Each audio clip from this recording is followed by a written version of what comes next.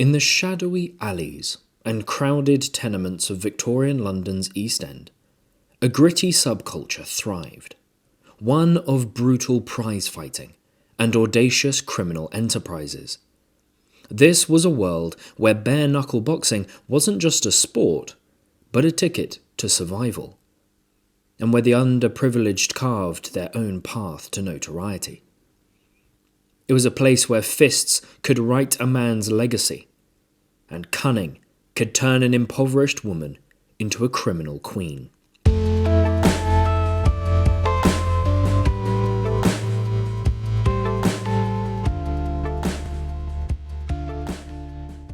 By the 1880s, London was the beating heart of the British Empire, a metropolis teeming with over 5 million people across 600 square miles. It was a city of dizzying contrasts.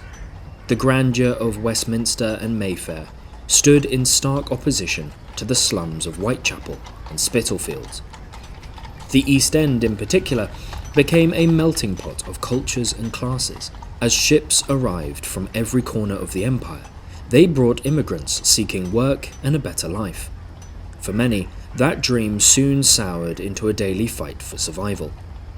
Boxing emerged as an unlikely beacon of hope. It was the working man's sport, long before football took hold of the nation's imagination.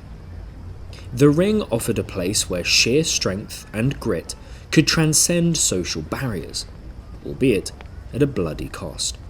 There was a time when boxing was in transition, from the bare-knuckle brutality of the London prize ring rules to the more civilized Queensberry rules, which introduced gloves and timed rounds. But in the backroom rings of East London, the older, bloodier ways still reigned supreme. Fights didn't stop until a man could no longer stand. Those who entered the ring were not always professional athletes. They were dock workers, butchers, sailors, anyone desperate enough to wager their body for a purse. It was a violent meritocracy. If you could fight, you had a chance. Sugar Goodson was a man who seemed born from the very spirit of Victorian London's East End. Rough, relentless, and utterly unwilling to back down. His life story was a chaotic blend of triumph, violence, and rebellion, embodying the hard-edged world of bare-knuckle boxing, where the line between sport and survival was razor-thin. Unlike the polished athletes that would come to define boxing in later decades, Goodson was not a man shaped by training regimes or strategic coaching. He was a fighter forged in the alleys and pubs of the East End, driven by a raw instinct to endure and win. Born near Brick Lane in 1856, Henry Sugar Goodson came from a working-class family. One of 13 children, his father was a master carman, essentially a Victorian-era truck driver, who hauled goods across London. Life wasn't easy, and the Goodson children learned early that toughness was a currency more valuable than kindness. Sugar, in particular, seemed to thrive on that philosophy. His career emerged from the blood-soaked tradition of bare-knuckle boxing, a sport that had existed in England since the late 17th century. By the time Goodson came of age, the sport was in a state of transition. The older London prize ring rules governed his early career, a brutal, unforgiving system where a bout only ended when one man could no longer stand. Fighters got a 30-second break to rest, or more likely try to remember where they were, and then staggered back to the centre to keep fighting. There were no gloves, no timed rounds, and certainly no referees stopping the match for a bleeding eye or broken nose. It was endurance in its most primal form. Goodson's rise coincided with the slow introduction of the more civilized Queensberry rules, which introduced gloves, 3-minute rounds, and a 10 count for knockouts. But in the East End, the old ways died hard. Goodson was a man of the streets, and he preferred the bare-knuckle tradition. For him, a fight wasn't about points or rules, it was about proving who was tougher. He gained a reputation as a brawler who didn't back down, even when he probably should have. Remarkably, Goodson fought much of his career with only one eye, the result of a smallpox infection in 1881. He refused to let this hold him back, and in fact, it seemed to add to his legend. He wasn't a large man by boxing standards, standing a little over 5'5" and weighing about 11 stone. Yet he constantly took on opponents who were bigger and heavier, compensating for his smaller frame with relentless aggression and an iron chin. One of his most infamous bouts, and the one that cemented his reputation, took place in 1882 in a makeshift ring inside a chapel in Tavistock Square. Known as the Fight in the Chapel, it was a clandestine event designed to avoid the attention of the authorities, who were increasingly cracking down on illegal prize fights. The irony of holding a bare-knuckle brawl in a house of worship wasn't lost on the attendees, and bets were even placed on the communion table. Goodson was up against the more experienced Jack Hicks, a seasoned fighter known for his brutal style. The fight was a spectacle, drawing a rowdy, packed crowd. Goodson held his own, even with his limited vision, but the bout was cut short when the police raided the venue. Goodson was arrested just after flooring Hicks in the third round, robbed of what seemed to be an impending victory. The newspapers, scandalized by the sacrilegious setting, made Goodson a household name. The image of a one-eyed East End brawler knocking men down in a church stuck with the public, turning him into something of an anti-hero.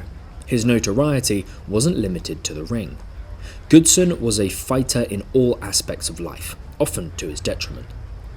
He was arrested multiple times throughout the 1880s, including charges of rioting in 1882, assaulting his own brother in 1883, and unlawful assembly to fight in 1884.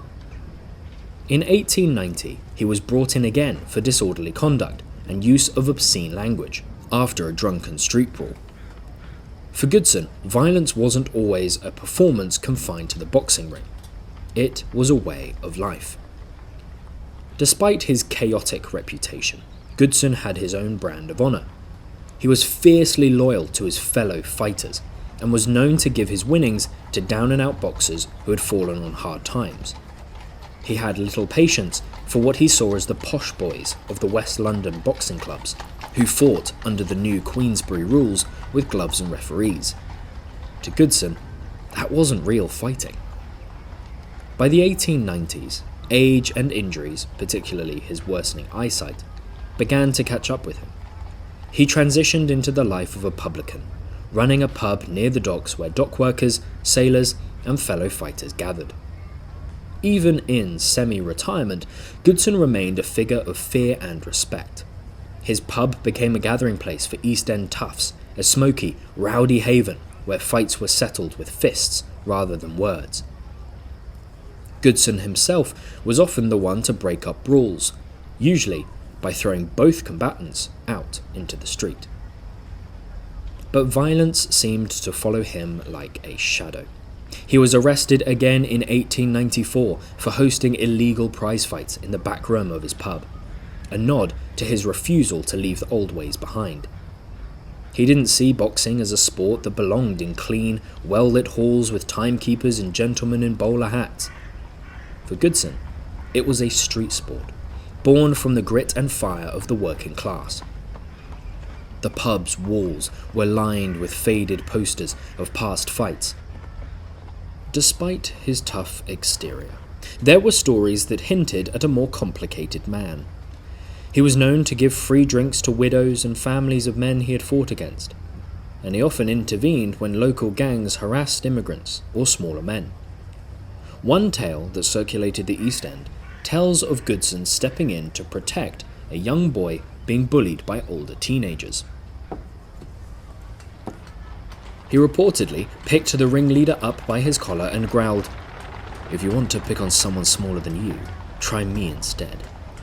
The boy fled, and Goodson bought the victim a lemonade.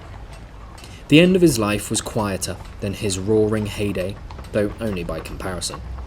He continued to brawl occasionally, mostly in taverns after a few too many drinks, but he was no longer the invincible figure of the 1880s. His body, worn down by years of punishment, couldn't keep up with his spirit. His one good eye began to fail, and though his name still carried weight in the East End, the world around him was changing. By the early 1900s, boxing was evolving into a more regulated, respectable sport. The Queensberry rules had fully taken over, and gloved fights in organised arenas were becoming the new norm. The bare-knuckle, pub-yard brawlers like Goodson were becoming relics of a bygone era. Sugar Goodson died in 1917. His obituary in The Sportsman read, "He was a good boxer, if not particularly clever, Sugar Goodson, and a good fellow, if a rough diamond." It was a fitting epitaph. Goodson was never a tactician, never a polished athlete. He didn't win through finesse or strategy. He won through heart, grit, and the sheer refusal to stay down. He was a product of his time and his place, a one-eyed, bare-knuckle bruiser who fought for pride, survival, and the love of the fight itself.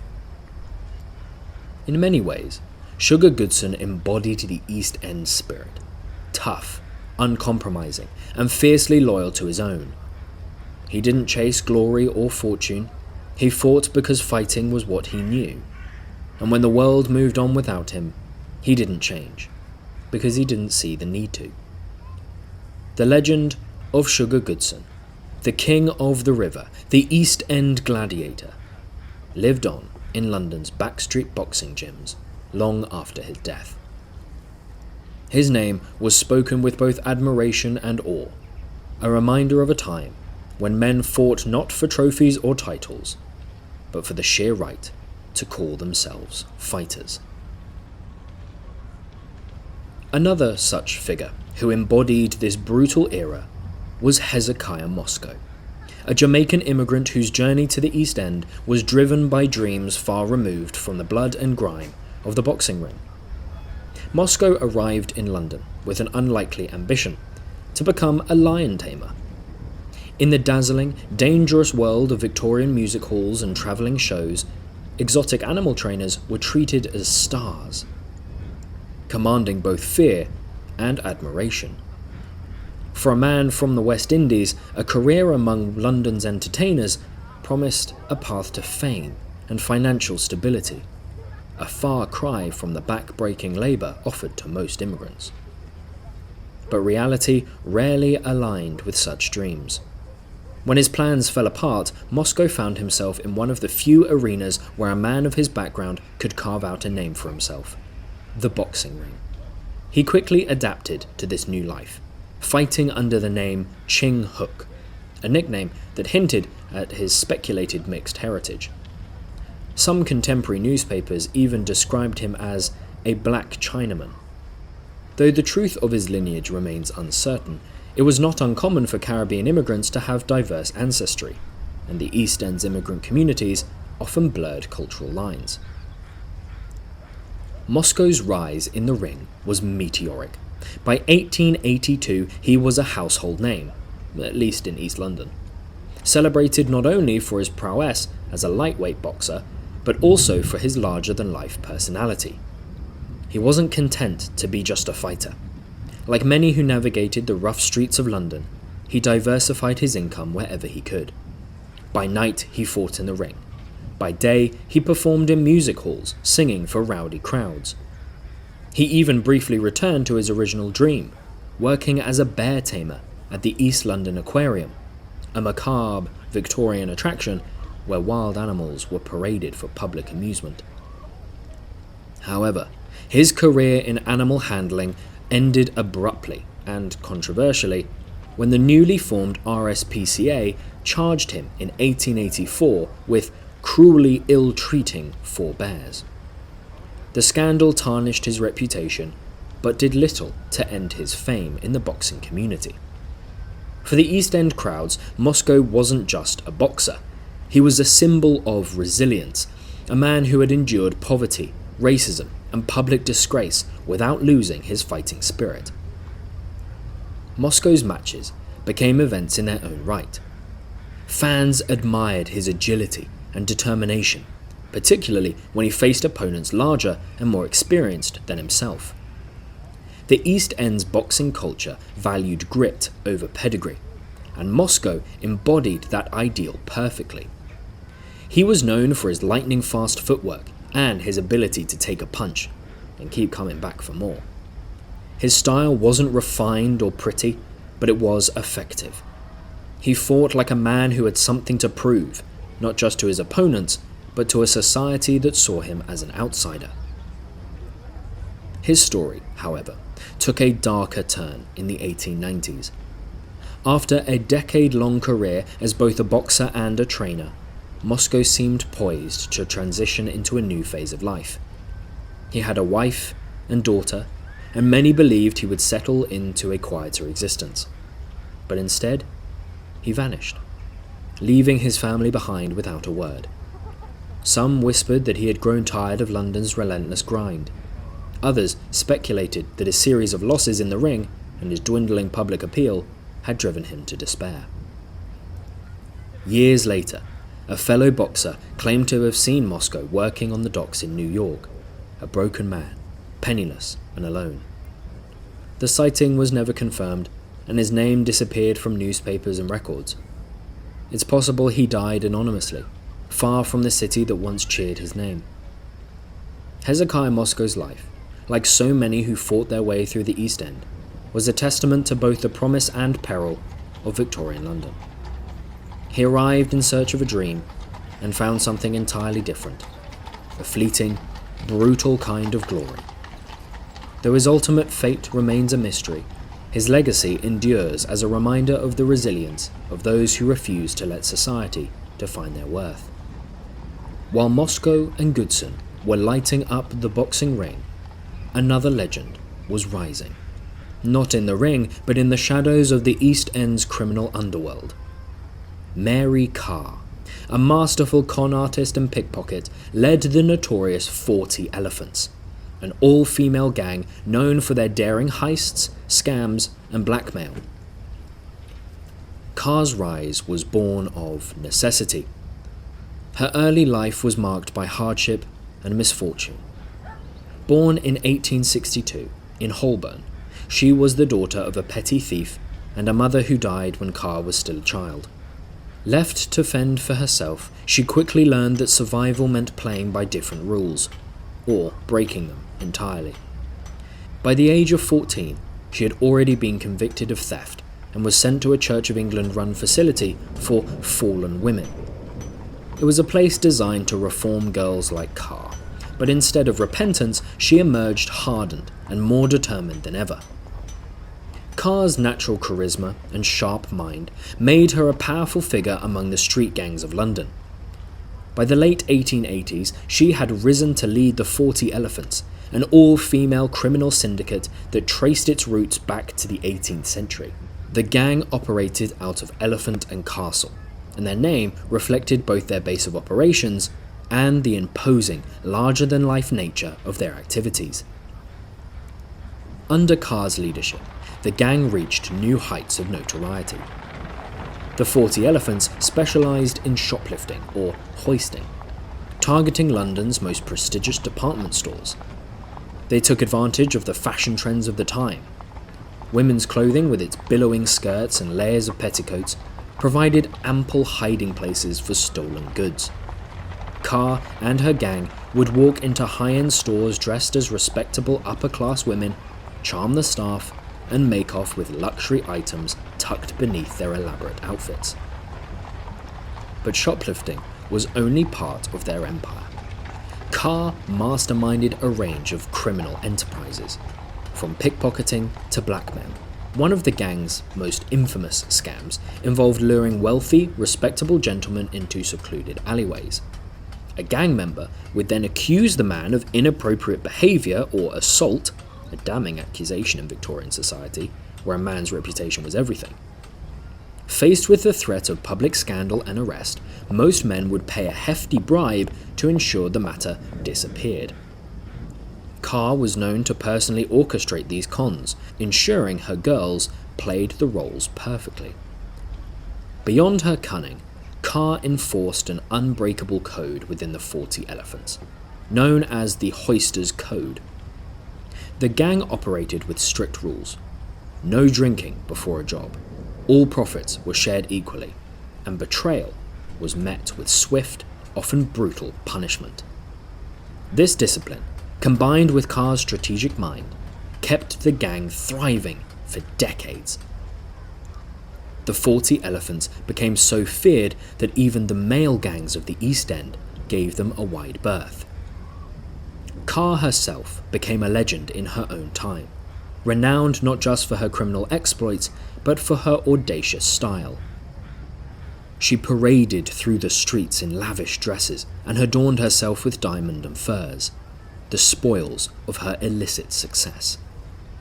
When she was arrested in 1896 for kidnapping a child during the Epsom races, her courtroom appearance caused a sensation. She arrived draped in a black velvet cloak trimmed with fur, wearing a wide-brim Rembrandt hat crowned with 5 ostrich feathers. Her fingers glittered with 7 diamond rings, a brazen display of wealth that defied the judge's authority. Though sentenced to 3 years in prison, Carr's influence did not wane. Upon her release, she resumed her place at the head of the 40 Elephants, though the gang's operations began to shift.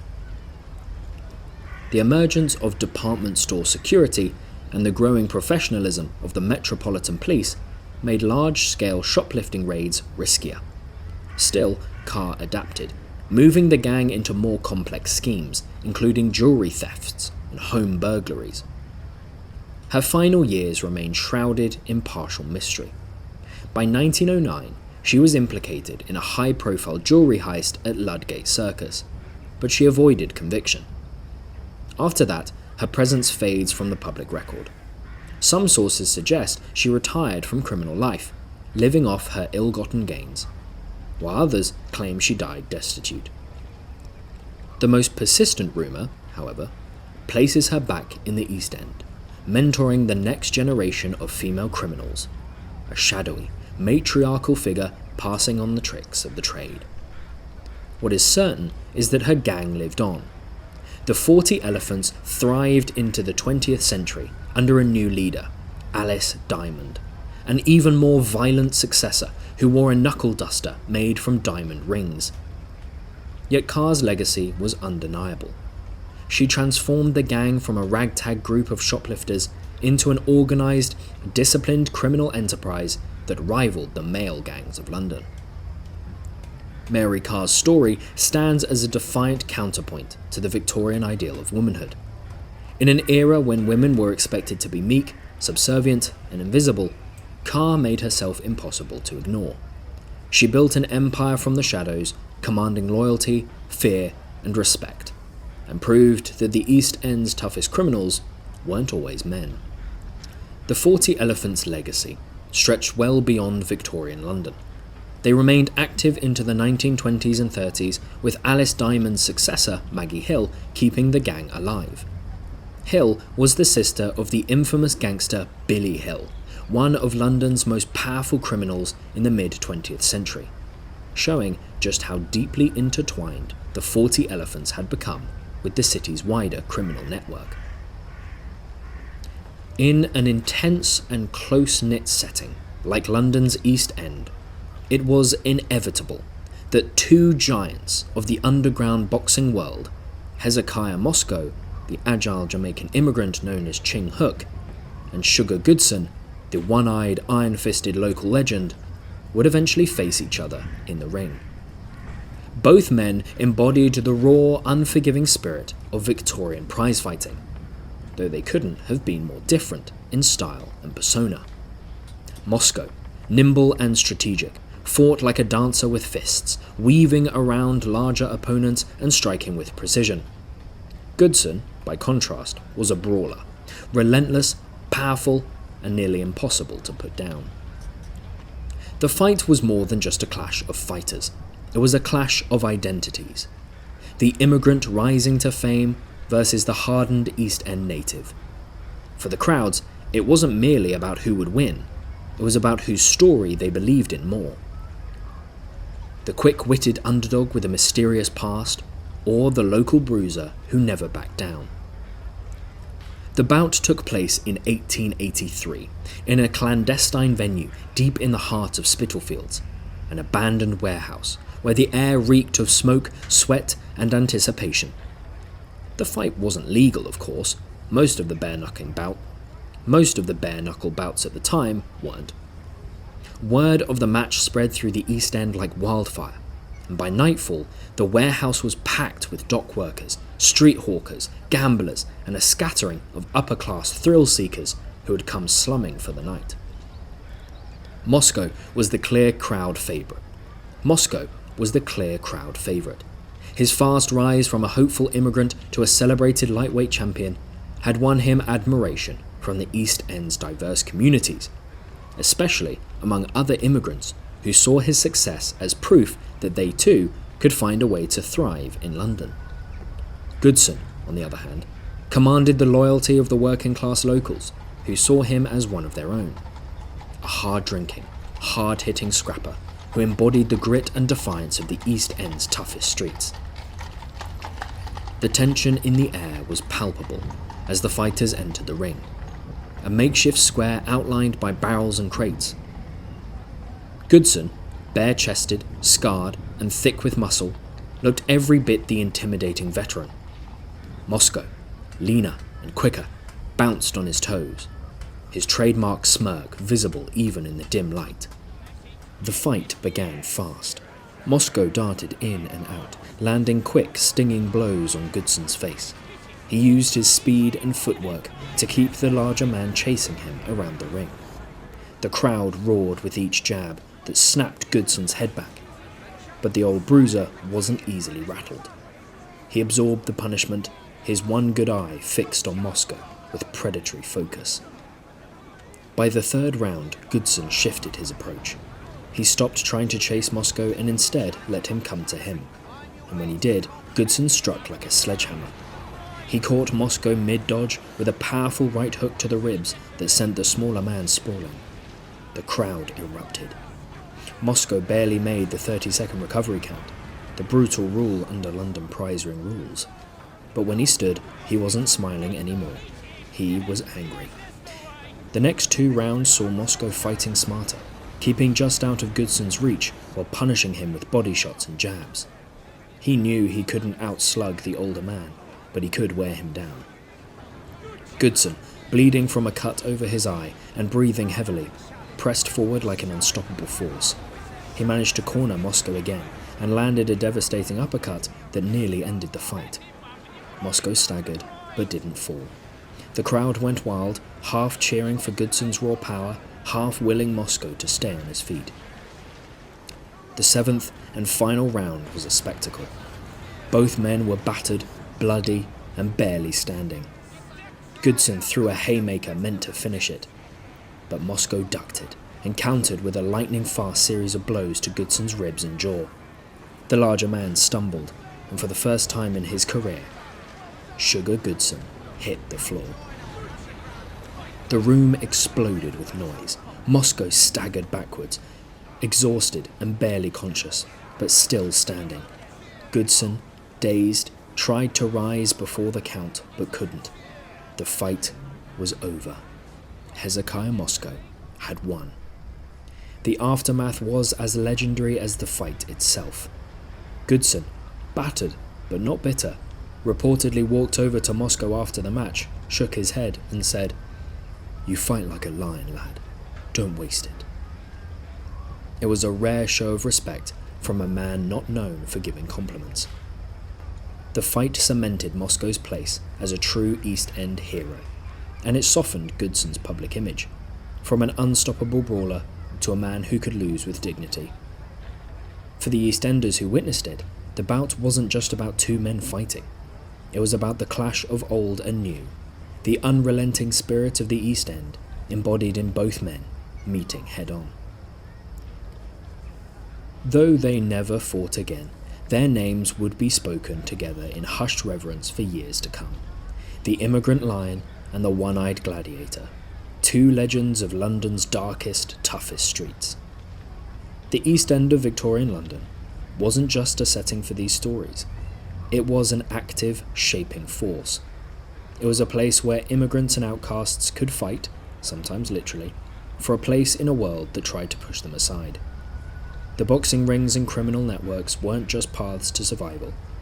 They were arenas where legends were forged, where the overlooked and underestimated seized control of their destinies, and where the echoes of their defiance can still be felt today.